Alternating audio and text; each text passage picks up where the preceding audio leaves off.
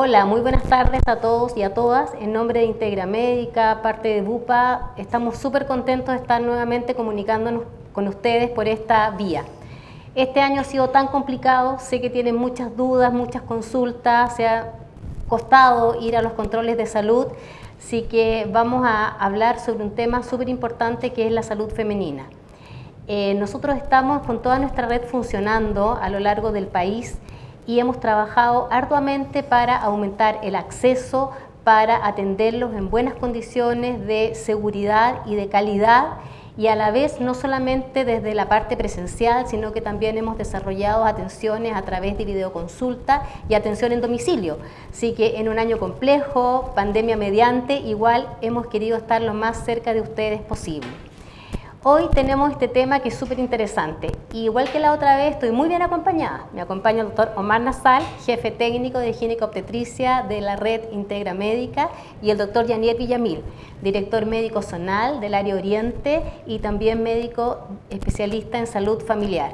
Así que vamos a tener una conversación amena, directa, sencilla, y vamos a esperar responder a todas sus consultas, así que los invitamos a estar muy activos en las redes para que vamos a través del celular revisando sus preguntas y poder responderlas oportunamente.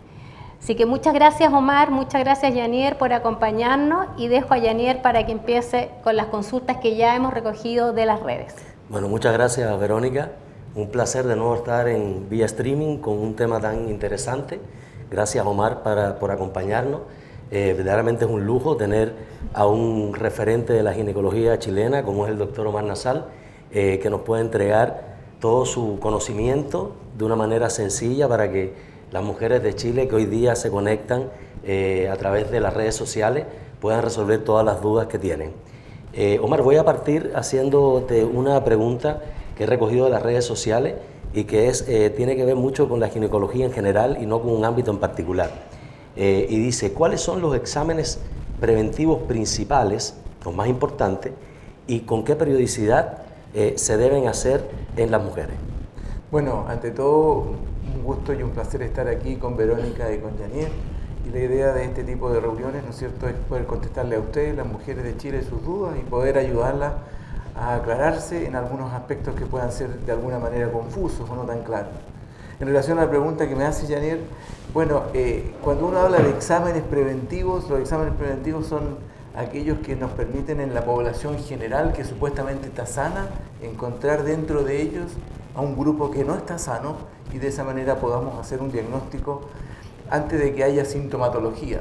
Y básicamente en la esfera ginecológica los exámenes preventivos están dados en distintos ámbitos. Si uno parte en la mujer más joven, probablemente en la mujer menor de 25 años, algunos exámenes preventivos de enfermedades de infecciones de transmisión sexual son realmente relevantes. Y probablemente en ese ámbito el test de clamidias, que es una infección frecuente, es una infección absolutamente asintomática y que puede tener consecuencias complejas en la vida de la mujer, como puede ser alteración de su tracto genital, que pueda generar dolor crónico o incluso infertilidad, dificultad para poder reproducirse. En muchas partes del mundo se recomienda que todas las mujeres menores de 25 años tengan un test de clamidia una vez al año. Si seguimos escalando un poquitito en la edad, indudablemente el segundo factor que uno siempre tiene miedo en ginecología son los cánceres. Y dentro de los cánceres hay dos que son los más relevantes, el de cuello de útero y el cáncer de mama. Y en el ámbito del cuello de útero, lo que todos tenemos grabado en la mente y todas las mujeres saben es el examen de Papa Nicolau, que tiene distintas formas de hacerse, pero básicamente se hace en la población mayor de 25 años que es sexualmente activa, y la periodicidad puede ser cada 1, cada 2 o cada 3 años, dependiendo de los factores de riesgo de cada persona, la forma en cual se controla. Y el Papa Nicolau es un examen tremendamente útil que ha salvado una cantidad de vidas increíble en el mundo, pero que tiene algunos defectos, y sus defectos son fundamentalmente los falsos negativos, es decir, que a ti te digan que estás sano y no estás sana. La medicina ha logrado anteponer otros exámenes, y quizás una cosa nueva, pero que es importante que la gente conozca, es que en el mundo se está reemplazando de alguna manera el examen de Papa Nicolau por algo que está antes que la alteración en el cuello del útero, y que es la infección, Cuando hay cáncer de cuello uterino o precáncer de cuello uterino es producido por una infección por un virus muy frecuente, que es el virus papiloma humano.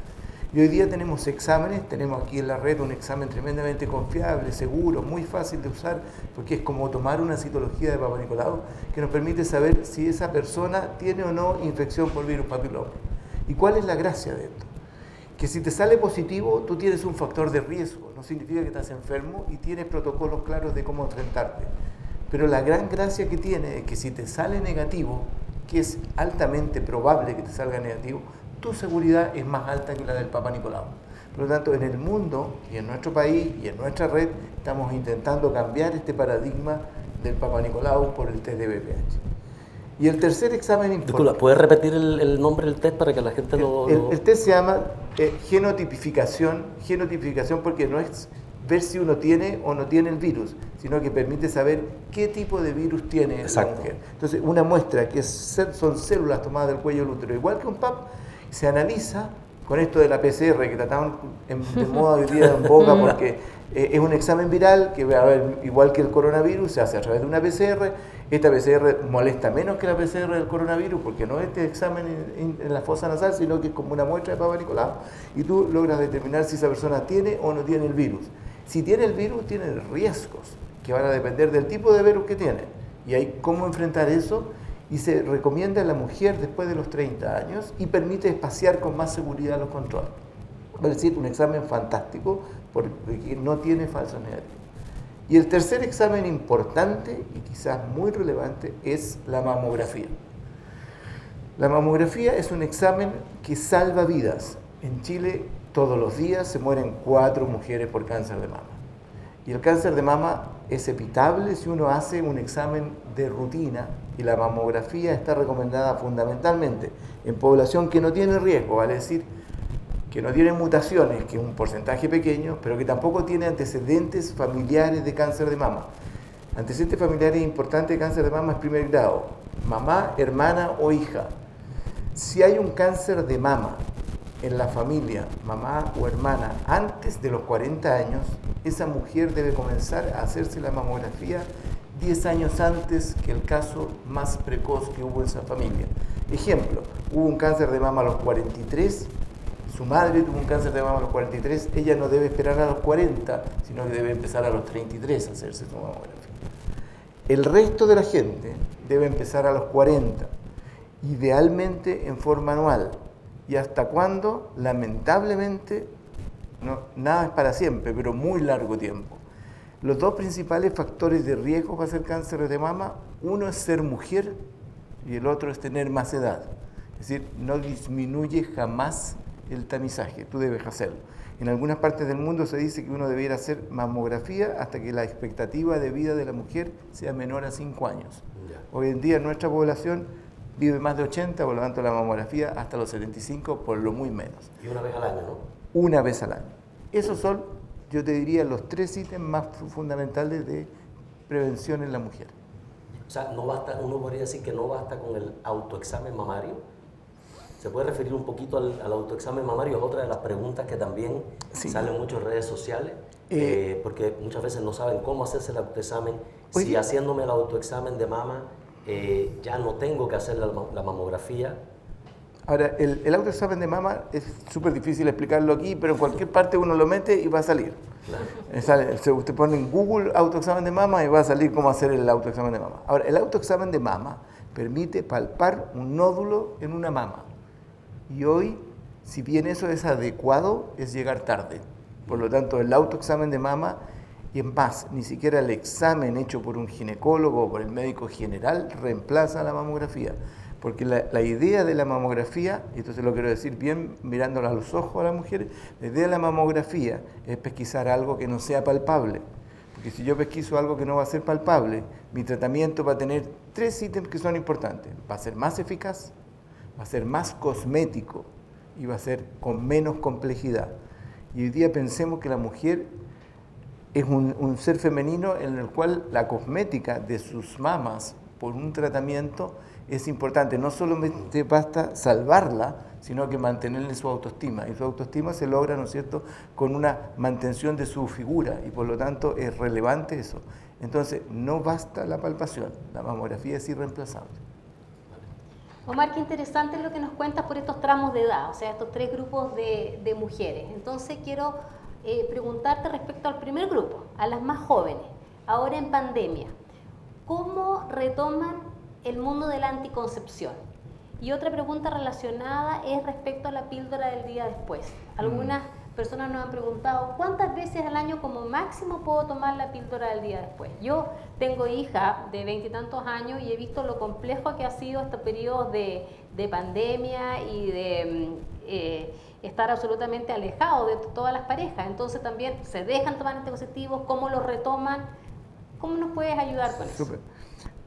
La planificación familiar es súper importante porque lo que buscamos hoy en día es que la mujer se embarace cuando realmente lo quiera y cuando realmente pueda y cuando realmente lo desea, con la persona que sea oportuna y en su momento adecuado.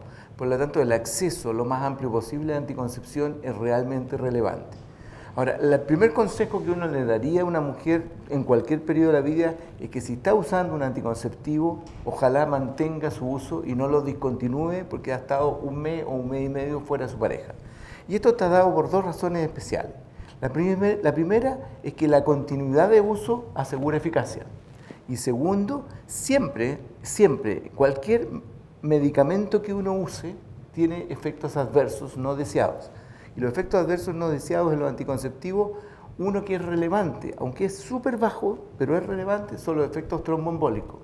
Y los efectos tromboembólicos se establecen cuando tú inicias la toma. Y cuando tú haces periodo de discontinuación, cada vez que lo haces, asumes ese pequeño riesgo.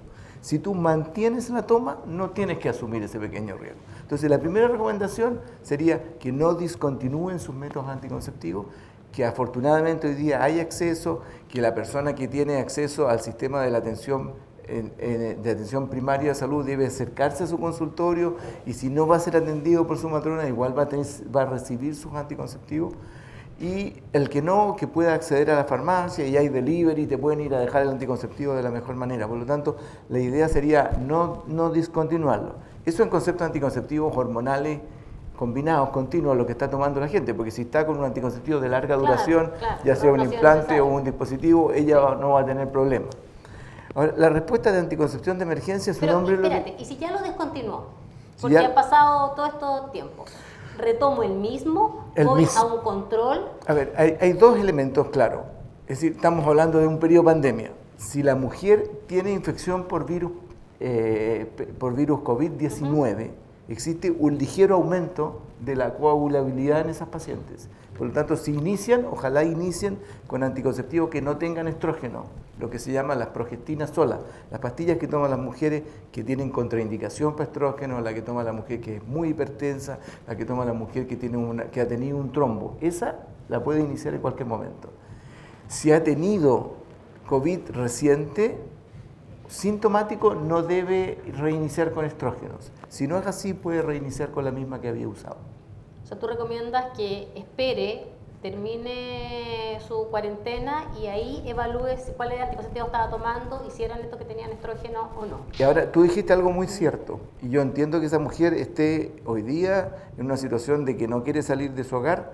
Afortunadamente existe la videoconsulta y para este tipo de cosas puede solucionar su caso individual. Porque es difícil dar una receta madre, porque hay que ver cuáles son los antecedentes, cuál es la relación, el peso, la talla, la presión que tiene para poder darle una consejería más individualizada. Es difícil dar una consejería tan general. Más bien ahí sería aconsejable que si tuvo COVID, que consulte por videoconsulta, si suspendió la... Exacto. Sería más adecuado para evaluar los riesgos y poder dar una indicación mucho más adecuada. Cualquiera no suspenda su método anticonceptivo, manténgalo, independientemente que estemos en esta situación. Bueno, ya se están abriendo todas las comunes, estamos con mayor movilidad. Y si no, como dice el doctor, una videoconsulta si ha estado con COVID. Yo la última pregunta y le paso a Yanine. Era anticoncepción de emergencia, preguntaste. Claro, sí. Pero aquí había una de COVID, para que después no volvamos al tema. ¿Se puede tener relaciones sexuales teniendo COVID? A ver, si uno piensa que hay que tener distanciamiento social, es bien difícil, ¿no es cierto? Ahora, lo que sí está comprobado es que no hay en las secreciones vaginales la presencia del coronavirus, por lo tanto no hay riesgo en esa zona. pero indudablemente va a haber una cercanía. Ahora, si los dos están juntos, probablemente no hay ningún inconveniente, que mantengan su vida sexual con la normalidad que la han expresado siempre. Ya el contacto estrecho existe, están al interior de la pareja. Ahora, si están durante el periodo asintomático, indudablemente no va a ser conveniente. Pero si no, no habría una contraindicación completa. Desde el punto de vista ginecológico, si está con dificultad respiratoria, Sí, etc. No, por eso te digo, si es asintomático, Claro. si es asintomático, no veo. Si está asintomático, tiene que esperar que pase la situación y que vaya a la resolución del problema. Ahora, me preguntaste anticoncepción de emergencia. Sí. Su nombre lo dice todo, la anticoncepción de emergencia es de emergencia, por lo tanto, ¿cuántas veces la debe usar? En estricto rigor uno la puede usar las veces que sea necesario, pero uno debe educar. Ese es el propósito de una cosa como esta. Si una persona se ha visto expuesta a usar anticoncepción de emergencia, fantástico, que la use. Pero post anticoncepción de emergencia, esa persona debe regularizar su situación con un método anticonceptivo que sea regular, eficaz y que tenga menos complicaciones que acceder a anticoncepción de emergencia, menos reacciones no deseadas. La anticoncepción de emergencia produce algunos efectos no deseados porque son cargas hormonales importantes y por lo tanto, si bien no es deleterio para la salud, no es para nada recomendable. Lo recomendable es una vez y posteriormente a eso acercarse a usar un método anticonceptivo ya de uso permanente. Nicole nos pregunta a través de las redes, ¿qué método anticonceptivo es el más seguro? Una pregunta tan abierta, ¿no? Ahora, los métodos anticonceptivos, Nicole, tienen dos formas de medir su seguridad. Una, que es la eficacia teórica, y dos, la eficacia práctica. Y te lo ejemplifico en las pastillas anticonceptivas. Si uno piensa que una mujer se va a tomar sus pastillas anticonceptivas todos los días, cada 24 horas, en forma rigurosa y sin ningún problema, ella va a tener la eficacia máxima. Y esa eficacia máxima es cercana al 99,8%. Pero por el contrario, si se toma las pastillas cada 3, 4 días, o de repente pasa 2 días que no se las toma y después vuelve a tomar y se toma 3 y se toma 4, no le pidamos las pastillas de eficacia. El problema no va a depender del método, va a depender del usuario. Entonces, si para contestarle a ella de forma más clara, los métodos anticonceptivos más eficaces son aquellos en los cuales hay menos dependencia del usuario. Y por eso están tan en boga los anticonceptivos de larga duración. El implante subdérmico, los dispositivos intrauterinos, ya sean medicados con cobre o aquellos que portan una hormona, o incluso las hormonas de depósito, como pueden ser algunas inyecciones que se ponen cada 3 meses. Entonces, probablemente ese tipo de métodos son lejos los más eficaces porque no dependen del usuario, a diferencia de la pastilla o los otros que sí dependen del uso diario, otros semanales, otros mensuales. Pero la pastilla es que el más exige que uno sea el responsable de su uso. Ahora, si lo ponemos en términos de costo, efectividad, y hay pacientes que dicen, yo soy súper ordenada para tomarme mis pastillas y estas pastillas me cuestan un precio que yo puedo pagar perfectamente, ¿también es recomendable? Absolutamente. Pero ahí hay un cierto mito. Los métodos anticonceptivos de larga duración, al ser de larga duración, indudablemente tú tienes que hacer una inversión inicial mayor, pero su rédito a lo largo del tiempo los hace más económicos que los de uso diario. Buen dato. Tal vez lo que podríamos pensar es que hay que tener dos grandes variables. ¿Cuán ordenada soy yo para poder adherir, ¿no es cierto?, ya sea diariamente o con la otra frecuencia de los otros anticonceptivos, y también en qué horizonte yo quiero iniciar mi maternidad? Por supuesto. Porque si yo quiero, no sé, de aquí a un año, no me sirven los de larga duración. Entonces hay que ir planificando, porque como decía el doctor, es súper importante ahora planificar adecuadamente cuándo es el momento para, como pareja, querer ser padres. Y probablemente también tiene implicancias en el usuario, como tú decías. Por lo tanto, hoy día los métodos que antes eran como para otro grupo, hoy día los métodos de larga duración, incluso los dispositivos intrauterinos, son métodos que se prescriben en las adolescentes, que son mujeres que de repente tienen menos adhesión a un método con otro. Antes uno siempre pensaba que un adolescente debería usar pastillas. Claro. Hoy día sabemos que un adolescente puede usar un implanón, un adolescente puede usar un dispositivo medicado con cobre o con progesterona, aunque nunca haya tenido un embarazo. No son contraindicaciones para nada. Sí, antes estaban más reservados a las mujeres que ya habían tenido hijos. Y ya no es. Tengo una pregunta acá también de redes sociales bien interesante, que dice, ¿es malo dormir con sostén para las mamás? Claramente no hay ninguna contraindicación a dormir con sostén. Ahora, indudablemente, yo siempre les digo a mis pacientes, las mujeres no han venido al mundo con sostén, por lo tanto, probablemente la forma más natural para que ellas descansen en la noche es sin el sostén. Indudablemente es lo que les va a producir más comodidad y va a hacer que se sientan más libres y más plenas, ¿no? Yo creo que el sostén no es una buena prenda para dormir.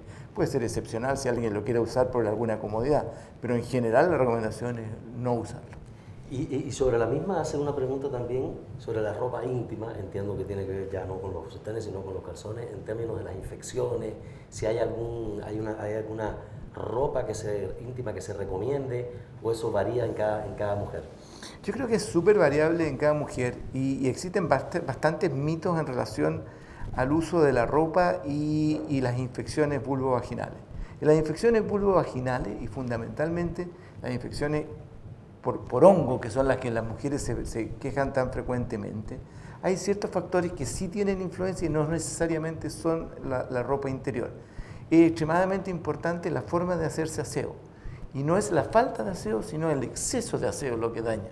Y sobre todo el exceso de uso de jabones en la zona genital.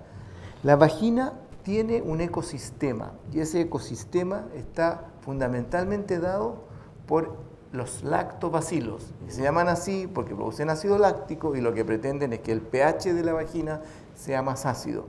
Cuando la mujer usa un exceso de jabón en la zona genital, el jabón alcaliniza, hace que el pH sea más alto, se pierda esa acidez, mueran un poco estos lactobacilos y esa mujer va a estar más propensa por una alteración en su ecosistema a una infección por hongos que por las otras cosas. Lo mismo ocurre de alguna manera con el uso permanente y ininterrumpido de toallas de uso diario, que ojalá no fueran recomendables.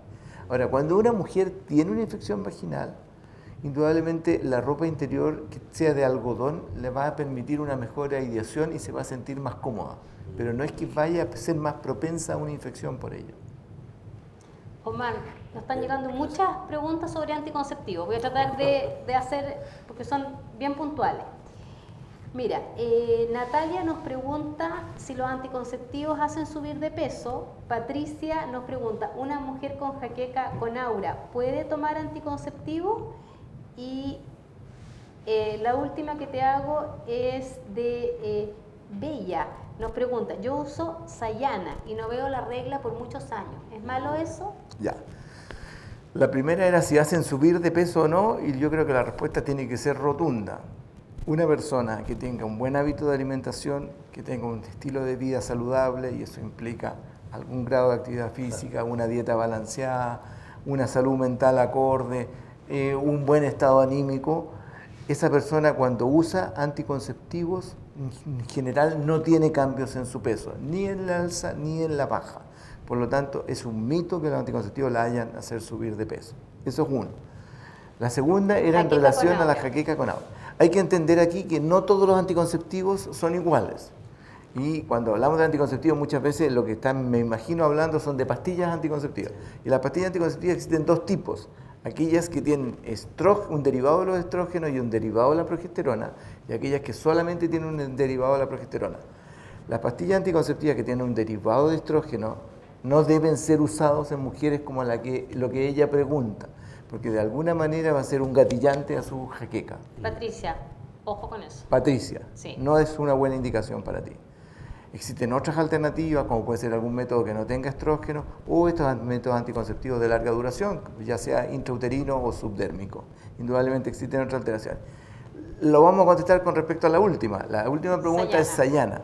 ¿Qué es lo que es Sayana? Sayana es una inyección que tiene la particularidad de ser autoinoculable. No necesita que alguien te la ponga porque es como cuando la mujer es como la insulina, es de uso subdérmico, es como los anticoagulantes que se usan hoy. Entonces es una jeringa prellenada que tiene un derivado de la progesterona y lo que hace es producir una inhibición profunda del eje. El eje es hipotálamo, hipófisis, ovario, que es lo que indica el ciclo de la mujer. Y lo que genera en un grupo importante de mujeres es ausencia de menstruación, amenorrea. No tiene ningún inconveniente que no le llegue la regla, es un efecto secundario al uso del método y va a ser regresivo una vez que ella suspenda el método. Y lo otro, los métodos anticonceptivos, y lo quiero dejar bien claro aquí, no alteran el potencial de fertilidad de la mujer, es decir, no producen infertilidad el hecho de que hayan estado un tiempo sin regla, de que yo usé pastillas por 20 años y después no me podía embarazar. El problema es que usó pastillas por 20 años, tiene 20 años más, es menos fértil, y no son las pastillas la causa. Ese es el problema que tenemos que dejar. Los métodos anticonceptivos no inducen alteraciones de fertilidad, porque la definición de un método anticonceptivo es aquel que es reversible en el momento que tú lo suspendes. Claro. Y los métodos anticonceptivos no alteran el potencial reproductivo. Sayana produce amenorrea, no regla, se suspende y vuelve a funcionar y vuelve a tener su ciclo normal. Vuelve a llegar la regla y nuevamente está expuesto a poder embarazarse. Así que ahí ojo con eso, porque en el fondo hay que la descontinuidad, si uno no quiere un embarazo deseado, tiene que ver cómo lo continúa, ya sea por ese método o por otros, como nos comenta el doctor. Yo tengo aquí bueno, estamos como en la edad fértil, ahora me hacen preguntas donde vamos avanzando con los años indefectiblemente. Entonces Francisca nos pregunta, ¿es recomendable la terapia de reemplazo hormonal cuando me llega la menopausia? A ver, menopausia se define como cuando en aquel momento en la vida de la mujer retrospectivo en el cual pasó 12 meses sin menstruar y la causa de su no menstruación, porque pueden haber muchas, la causa de su no menstruación fue que el ovario ya no estaba produciendo hormonas. Por lo tanto es no regla secundario a que el ovario dejó de funcionar y dejó de producir hormonas. Menopausia es un fenómeno fisiológico, normal en la vida de una mujer. Por lo tanto, si uno pregunta, ¿debo? La respuesta es no. La menopausia es un fenómeno normal y tal como en algún momento de la vida empezó a funcionar el ovario y esa mujer empezó a ciclar, llegó un momento de la vida en que dejó de funcionar. Ahora, se ha visto que a medida que nuestra medicina, educación, sistema sanitario hace que cada uno de nosotros viva más, 1/3 de la vida de la mujer por lo menos ocurre después de la menopausia. Eso hace 50 años atrás era menos, y hace 80 era menos, y por lo tanto no tenía ninguna relevancia. Y va a ser más con el tiempo. Y cada vez va a ser más. Claro. Entonces la mujer está expuesta a un periodo de vida post-menopausia. Entonces cuando nosotros ganamos cantidad, esa cantidad debe ir asociado a calidad. Y por lo tanto allí es donde uno dice, ¿puedo usar terapia de reemplazo hormonal? Sí, a no ser que tengas una contraindicación para usar terapia de reemplazo hormonal. Vale decir, toda mujer que está en menopausia puede usar terapia de reemplazo hormonal. Las principales indicaciones son, primero, los síntomas. Aquella mujer que empezó a sentirse mal, que empezó a tener estos bochornos, calores que suben por la cara, que tienen sudoración, que tienen la habilidad emocional, que se sienten más irritables, que de alguna manera están alterando su calidad de vida. En esas mujeres, claramente, si no hay contraindicaciones, uno puede usar terapia de reemplazo hormonal. De la misma manera podemos usar terapia de reemplazo hormonal porque sabemos que en ese periodo que se llama de ventana, si nosotros usamos en mujeres que puedan usarlo, el uso de terapia de reemplazo hormonal le va a dar mejor calidad de vida a su hueso y por lo tanto va a tener menos riesgo de osteoporosis, mejor calidad de vida a sus arterias y va a tener menos riesgo cardiovascular, y eso es relevante porque hoy día la principal causa de muerte en la mujer en Chile siguen siendo las enfermedades cardiovasculares. Entonces, si uno puede disminuir la causa de infarto al corazón y uno puede disminuir la causa de accidente cerebrovascular, fantástico. Pero ojo, la terapia de reemplazo hormonal, es decir, la misma pastilla, le puede hacer bien o le puede hacer mal a una persona y va a depender de lo que ya hemos dicho. Va a depender su estado de salud y por lo tanto la clave para envejecer bien no son las hormonas, la clave para envejecer bien es tener un estilo de vida saludable. Y eso implica no fumar, no beber en exceso, no ser sedentario, tener una dieta balanceada y tener un control médico que te permita hacerte estos exámenes que son preventivos de manera de andar bien. Entonces, si yo tengo una mujer que tiene un estilo de vida saludable y en su momento oportuno le doy terapia de reemplazo hormonal, le sumo. Le voy a sumar calidad de hueso, le voy a sumar calidad de salud cardiovascular, le voy a sumar calidad a su vida sexual, le voy a sumar calidad a su estilo de vida sano. Por el contrario, si esa mujer es obesa, es hipertensa, es diabética, es sedentaria, es fumadora, y yo le doy terapia de reemplazo hormonal, le voy a dar la misma terapia, y en vez de sumarle, le voy a restar, porque le voy a echar parafina al fuego. Entonces, a la larga, el mismo medicamento le va a hacer de distinta manera a dos poblaciones. Y la clave entonces es que envejezcamos sanos, y para eso no depende de una pastilla, hay que ponerse en la fila del estilo de vida saludable. Y ese es más complejo, tú lo sabes como médico, ¿no es cierto? Que cuidarse es más difícil que tomar pastillas. Entonces hay que hacer ejercicio, hay que comer sano, hay que no fumar, hay que tener un estilo de vida saludable, hay que tener sociabilidad de manera de estar contento, hay que evitar la depresión, hay que dormir bien, no hay que abusar de los medicamentos psicotrópicos. Eso es más importante que la terapia de reemplazo hormonal, sin lugar a dudas. Bueno, acá hay una pregunta sobre lo mismo, que es interesante también. Ya respondió a la de si hay tratamiento para menopausia, ya lo respondió muy bien, pero también hay una que dice, ¿se vuelven dolorosas las relaciones sexuales cuando una mujer está con menopausia? La respuesta es sí. Uno de los efectos de la falta de hormonas es que todos aquellos tejidos que se nutren de las hormonas se empiezan a disminuir ese efecto. Parte importante, ¿no es cierto?, de la actividad sexual de una mujer es tener una buena lubricación de manera tal que el coito no sea doloroso. Y esa lubricación va directamente relacionada a un estímulo hormonal adecuado y a un estímulo sensorial adecuado, ¿no es cierto? Es decir, yo tengo una capacidad de responder, tengo el estímulo necesario, me lubrico bien como mujer y puedo tener un coito muy satisfactorio. ¿Qué pasa en la mujer posmenopáusica? Puede tener todo el estímulo sensorial que quiera, pero si su vagina ya está atrófica de alguna manera, le va a dificultar la actividad coital. Entonces, la terapia de reemplazo hormonal puede ser muy útil para ella. Puede ser una terapia de reemplazo hormonal que la tome, es decir, de uso sistémico. Puede ser algo local en la zona vaginal, que puede ser estrógenos de uso tópico, e incluso como crema, óvulos.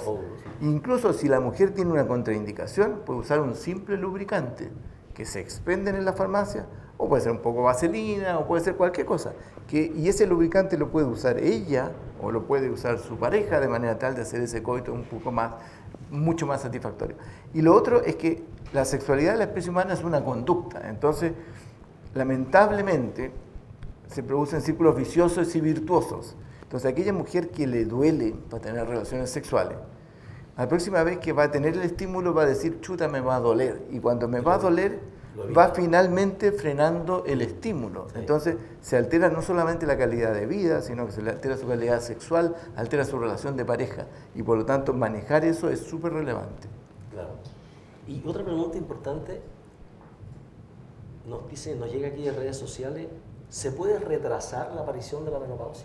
No, porque el ovario tiene una vida determinada. Cuando una mujer nace, cuando la mujer está dentro, cuando es un embrión todavía, o cuando ya es un feto, tiene una cantidad increíble de folículos al interior de su ovario. Al momento de nacer ya tiene una cantidad, al momento de llegar a su menarquia, que es su primera menstruación, empieza a sacar, supongamos que tenemos, vamos a hacer un ejemplo un poco más masculino, tenemos un frigider lleno de botellas de cerveza, Janet. Si todos los meses voy sacando una, que son mis ovulaciones, va a llegar un momento que se me acabaron. Entonces el ovario no lo podemos cargar. Entonces va a llegar un momento en que se agote. Por eso es relevante y quizás es un tema que podemos tocar. ¿Qué puede hacer una mujer que está buscando preservar fertilidad? Porque eso sí se puede hacer de alguna manera. Preservar fertilidad porque está postergando la maternidad. No hablemos de la parte hormonal, sino de la parte reproductiva. Y allí existe, ¿no es cierto?, todo lo que nació al amparo de la oncología. Una mujer que iba a recibir un tratamiento oncológico que podía dañarle su ovario, los ginecólogos dijeron, si le sacamos los óvulos, los congelamos y después que se mejore de su enfermedad oncológica, se los volvemos a poner, ¿no es cierto? Entonces, eso que se llama criopreservación de óvulos, que nació en el ámbito de la oncología, hoy día se ha ampliado al ámbito de la sociedad. Hoy día sabemos que la mujer posterga la maternidad, a veces hasta los 35 y a veces hasta los 40, ya sea por intereses personales o laborales, el estilo de vida lo lleva. Hoy día la mujer está postergando su maternidad. ¿Qué uno les puede recomendar? A los 30, a los 32, acuden a una clínica de medicina reproductiva, te hacen una inducción de ovulación para que ovules harto, te sacan esos huevitos y se ponen en un congelador y tú los puedes usar a los 40 con tus óvulos como si fueran de 30. Entonces, eso no conserva no responde a la pregunta, No, pero pero está es un asociada. gancho que sirve para Sí. preservar la fertilidad. Exacto.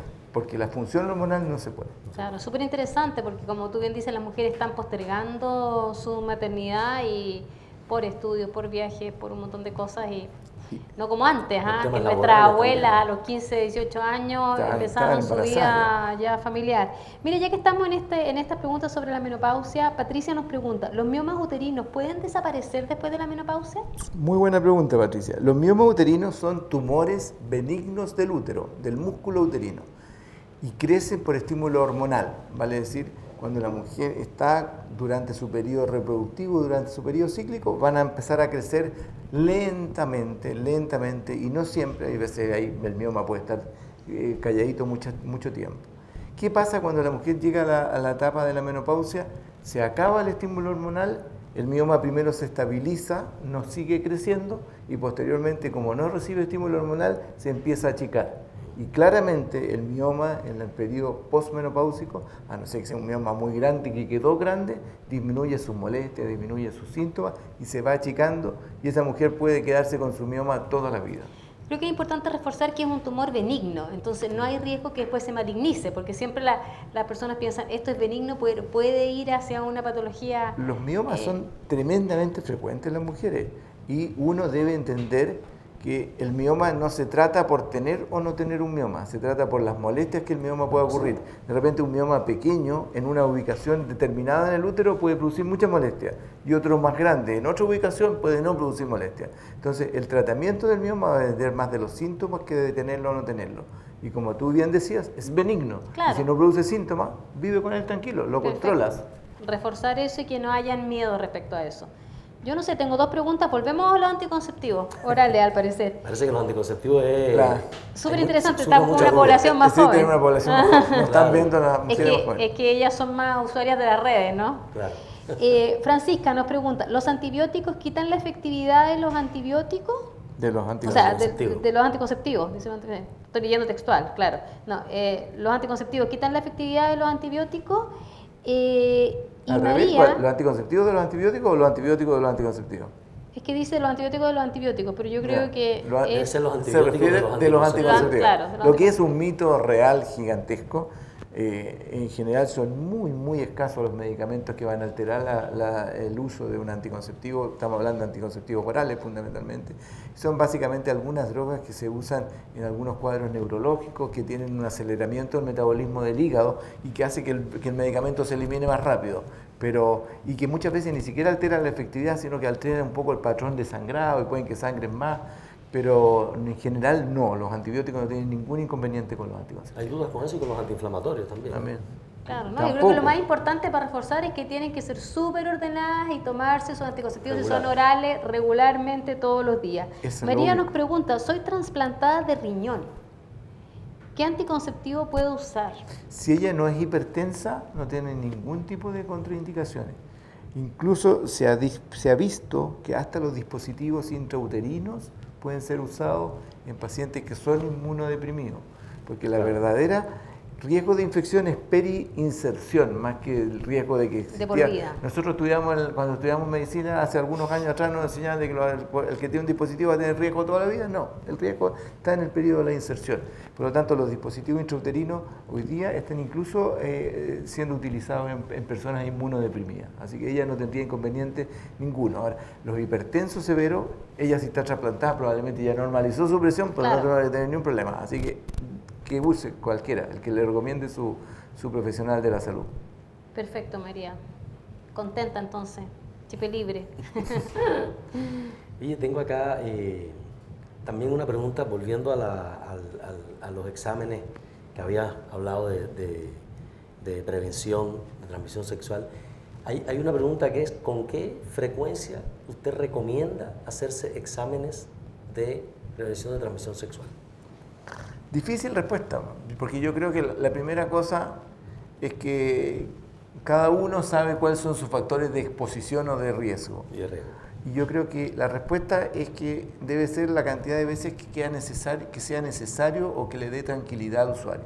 Hoy día vemos que es una práctica súper frecuente en las parejas y creo que muy sana, que antes de cuando se conocieron y van a establecer una relación, al inicio usan algún método de barrera, ¿no es cierto? Usan condón, que creo que es súper importante. Hoy día uno no debe dejar de decir que alguien por usar un método anticonceptivo con fin de cuidar su riesgo de maternidad no deja de estar expuesto a infecciones de transmisión sexual.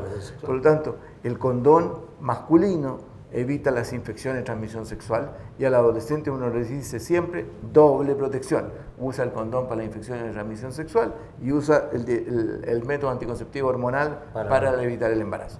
Ahora, en el resto, uno ve hoy día una consulta súper frecuente en la consulta, que es esa mujer que va a vernos a nosotros como ginecólogos y dice, voy a iniciar actividad sexual formal con mi pareja, queremos establecernos como pareja, vamos a dejar de usar el condón, ¿qué hacemos? Y claramente en ellas la mejor recomendación es que usen un panel en el cual, ¿no es cierto?, se incluyen las infecciones que se detectan en exámenes de sangre, como puede ser, por ejemplo, el VIH sin lugar a duda, el VDRL para la sífilis, las hepatitis que se transmiten a través de las relaciones sexuales y vuelvo a insistir la importancia de hacer la clamidia y el gonococo en lo que son las infecciones que se detectan en exámenes vaginales. Y de esa manera yo le contestaría cuál es la manera más segura, las veces que sea necesario, de acuerdo a tu comportamiento, a tu forma de enfrentar la sexualidad, que ojalá sea la más segura posible, y esto indudablemente es una forma de enfrentarla segura. Excelente. Carolina nos pregunta, ¿es normal que no llegue la regla por la pandemia estando encerrados? O tal vez, esa es la pregunta puntual de Carolina, pero tal vez podríamos poner si hay alteraciones del ciclo, ¿no? O sea, primero contestar si no llega la regla definitivamente o si pueden haber alteraciones en la frecuencia del ciclo. Ahora, hay muchas cosas que desconocemos de estos periodos de encierro y de cosas. El ciclo menstrual en la mujer es multifactorial, indudablemente está fundamentalmente regulado por el funcionamiento del ovario sobre el útero. Es decir, en el ovario ocurren cambios cíclicos que lo que hacen es que a mitad de ciclo se produzca la ovulación y lo que va ocurriendo en el útero, que es donde se produce la menstruación, es que todos los meses el útero se prepara para anidar un huevo. Es decir, a la larga, nosotros en el útero durante los primeros 14 días el endometrio va creciendo, se produce la ovulación, el endometrio ya no crece más, se estabiliza, se transforma en un cojincito para que se pueda anidar un huevo. Si hay embarazo, eso produce la hormona del embarazo, produce un estímulo sobre el endometrio de manera tal que no caiga y se pueda anidar. Por el contrario, si no hay un embarazo, los niveles de hormona en ese ciclo caen y al caer se produce la menstruación. ¿Y qué es lo que es la menstruación? No se cumplió el hecho de anidar, nos preparamos para el otro ciclo para ver si ocurre o no ocurre. Exacto. Ahora, la pandemia, todo esto ocurre regulado por neurotransmisores, el sistema nervioso central, las hormonas, los estímulos, la luz, el estrés, el buen dormir. Todas esas alteraciones pueden cambiar. El control metabólico, que subí de peso, que no subí de peso, que engordé, que no engordé, todos esos factores pueden alterar el ciclo. Así que sin lugar a duda, desde un punto de vista en el hipotálamo por factores de estrés, en el hipotálamo hipófisis por factores de alteraciones metabólicos, cambio de la superficie corporal, porque engordaste, porque aumentaste tu masa grasa, o por alguna situación emocional pueda producirse un bloqueo de la regla. Claro. Pero no es lo más frecuente, ¿eh? Yo creo que lo más frecuente es que la gente siga con ciclos más o menos regulares. Y lo otro es que en el encierro te pueden pasar cosas como que te pueden haber pasado no estando encerrado, que haya hecho un ciclo anovulatorio y que si la biología no es matemática y por lo tanto claro. Que algún mes un ciclo no sea todo lo perfecto que sea y se atrase 15 o 20 días, de repente solo naturaleza hay que dejarlo que fluya. Exacto. Y que se vaya regulando solo. Claro. Las mujeres sabemos que vivimos expuestas toda la vida a distintas alteraciones y cambios en nuestro ciclo, ¿eh? Y hay que aprender a conocerse, ¿no? Aprender a conocerse, sí, muy cierto eso. Llevar todo. Laura nos pregunta, ¿ya salieron los métodos anticonceptivos para hombres? ¿Son seguros? La verdad es que no hay métodos anticonceptivos para hombres que vayan más allá de los métodos de barrera. Es decir, hoy día el hombre puede asumir su control de la reproducción en una pareja de dos maneras. Si tiene interés en mantener su capacidad reproductiva a través de los condones. Y si ya ha terminado su capacidad reproductiva y la tiene clara y asumida, hoy día se habla mucho de la vasectomía y probablemente existen muchos mitos de la vasectomía, y la vasectomía es una tremenda arma de de eficacia para manejar la reproducción cuando la persona tiene definido y claro que ya no quiere volver a reproducirse. Porque esto es un procedimiento de esterilización quirúrgica y cuando uno habla de esterilización, la esterilización, a diferencia de los métodos anticonceptivos que hablamos que son reversibles, por principio, por definición, son irreversibles.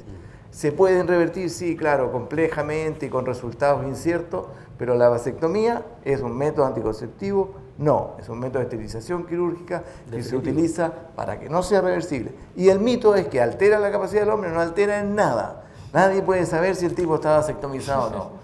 Que voy a eyacular y no voy a tirar semen. No, va a salir semen. Si lo que pasa es que el semen no va a tener espermio. Nadie está con un microscopio mirando si tiene espermio o no. Por lo tanto, no va a pasar. No va a pasar seguro. Y el resto es psicológico. Un hombre vasectomizado puede tener la impotencia, ¿no? Los hombres siempre la dicen que van a quedar impotencia no va a impotentes. existir. Claro. Es decir, piénsalo de alguna manera. Si el hombre se vasectomizó porque realmente no quiere más embarazos, va a ser un alivio para su vida sexual el saber que no va a ser, no va a tener el riesgo de embarazar a alguien. Hay un periodo.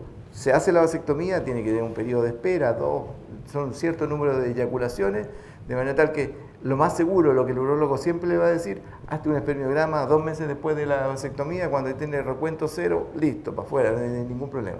Y eso es un hecho que es súper importante, porque en Chile toda la carga de cuidado de la reproducción siempre está en la espalda de la mujer.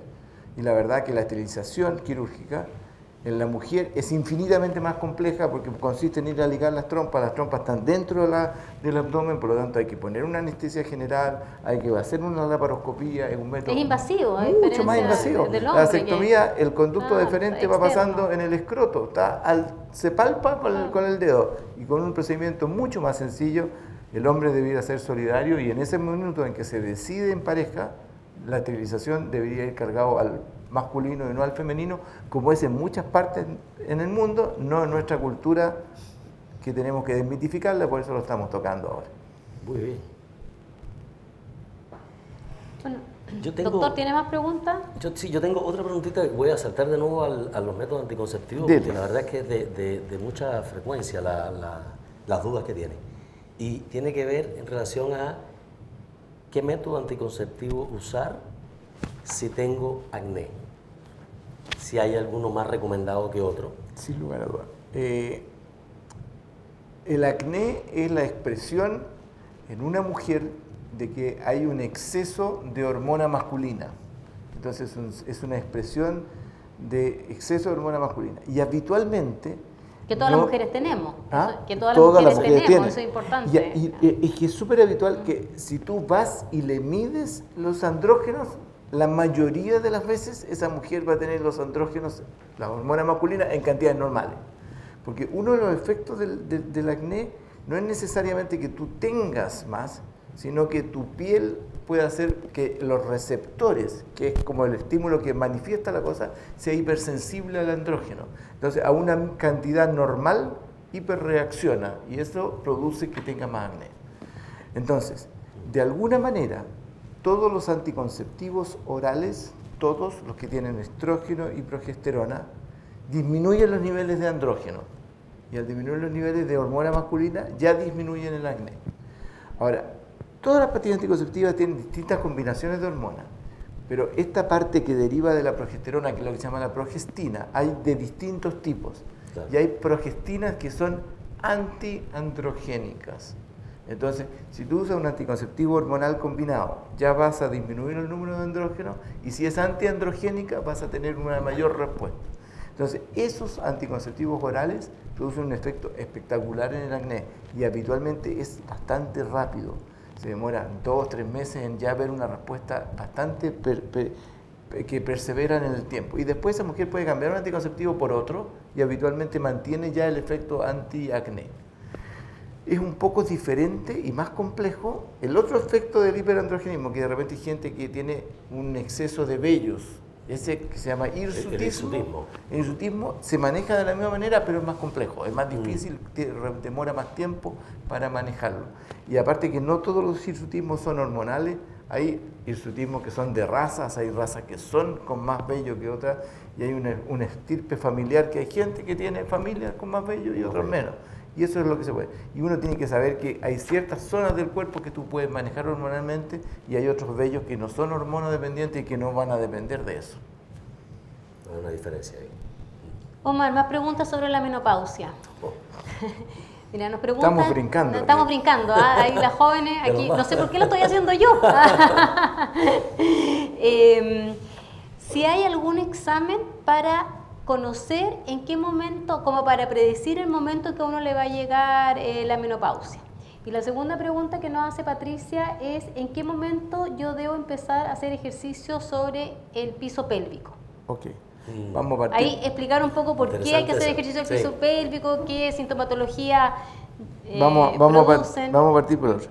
En general, la menopausia se produce a un cierto grupo etario y en Chile ese grupo etario está alrededor de los 50. Es decir, uno no ve menopausia así habitualmente a los 40, ni a los 42, ni a los 43. Se habla que la menopausia es precoz cuando es antes de los 40. Entonces, la menopausia se ocurre más cercano a los 50. ¿Qué efectos pueden uno predecir?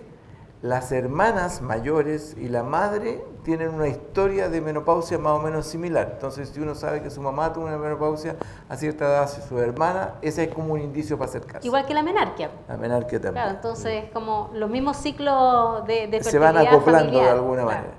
Y lo otro es que sí existen ciertos exámenes que también son claros, y son dos. La menopausia se produce porque no se producen estrógenos en el ovario. Entonces, el ovario también lo podemos ejemplificar, es como un limón. Entonces, el estrógeno es el jugo del limón.